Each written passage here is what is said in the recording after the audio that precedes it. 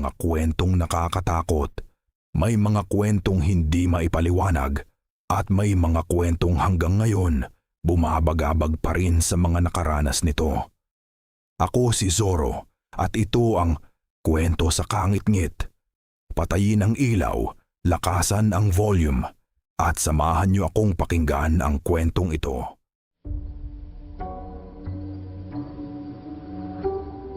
Hindi talaga ako naniniwala sa pagpag noon.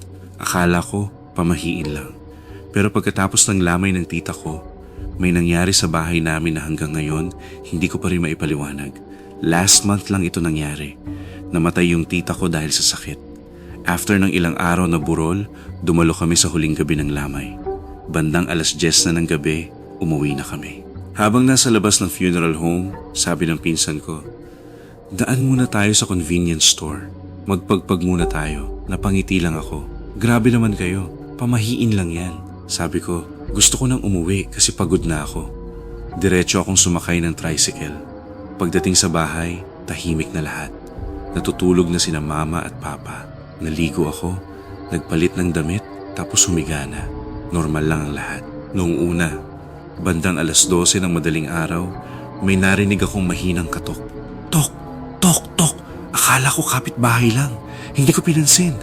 After ilang minuto, narinig ko ulit. Mas malapit. Parang sa mismong gate namin. Tumayo ako at sumilip sa bintana. Walang tao. Tahimik ang kalsada. Wala ring sasakyan. Bumalik ako sa kama. Sakto paghiga ko, may narinig akong yabag. Hindi sa labas, sa loob ng bahay. Parang may dahan-dahang naglalakad sa sala. "Ma?" Mahina akong tawag. Walang sumagot. Inisip ko baka si Papa lang. Pero wala akong narinig na boses. Yung yabag lang. Dahan-dahan. Tapos biglang tumigil. Hindi na ako lumabas ng kwarto. Kinabukasan, napansin ni Mama na bukas ang pintuan papunta sa likod ng bahay. Sigurado kaming naisara namin yun. Sabi niya baka nakalimutan lang. Kaya hinayaan na namin. Pero simula noon, halos gabi-gabi na akong nagigising ng eksaktong 12:00. Hindi dahil sa alarm, kundi dahil sa pakiramdam na parang may nakatayo sa labas ng kwarto ko. Hindi ko binubuksan ang pinto. Nakikinig lang ako. At lagi kong naririnig, parang may humihinga.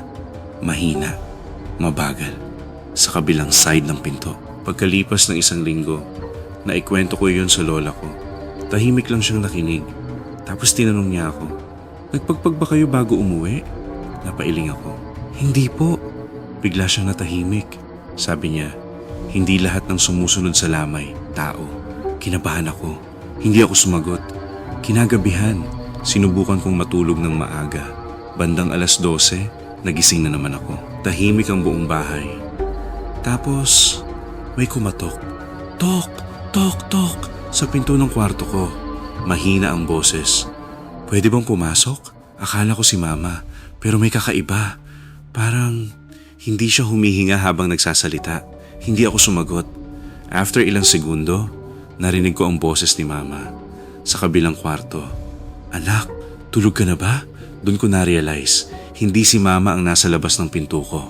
Kinabukasan, sinabi ko lahat sa pamilya ko. Dinala ako ni Lola sa simbahan. Pagkatapos noon, nawala ang mga katok. Nawala rin yung mga yabag. Akala ko tapos na. Pero makalipas ang ilang araw, nakasalubong ko yung pinsan ko nagsabing magpagpag kami. Pagkakita niya sa akin, bigla siyang namutla. Sabi niya, "Akala ko ba umuwi ka agad noong gabing iyon?" Sabi ko, "Oo." Tahimik lang siya. Tapos sinabi niya, "Habang paalis ang tricycle mo, may nakita kaming parang babae. Nakatayo lang siya sa likod mo. Akala namin kamag-anak mo." Hindi ko na siya tinanong kung ano ang itsura. Ayoko nang malaman. Simula noon, kapag galing ako sa lamay, kahit gaano pa ako kapagod, nagpapagpag na ako. Dahil hanggang ngayon, tuwing sumasapit ang 12:00 ng gabi, minsan, may maririnig pa rin akong mahinang katok. At hindi ko na kailanman binubuksan ang pinto.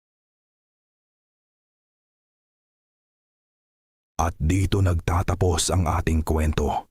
Huwag kalimutang mag-like, mag-subscribe at pindutin ang notification bell. Kung may sarili kang nakakatakot na karanasan, pwede mo ko i-message or iwan mo lang sa comments. Baka ang susunod na kwento dito sa Kwento sa Kangit-ngit ay kwento mo na. Hanggang sa susunod na gabi. At tandaan, hindi lahat ng bagay na nakikita mo sa dilim ay guni-guni lamang.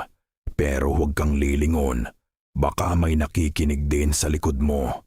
Hanggang sa susunod na kwento.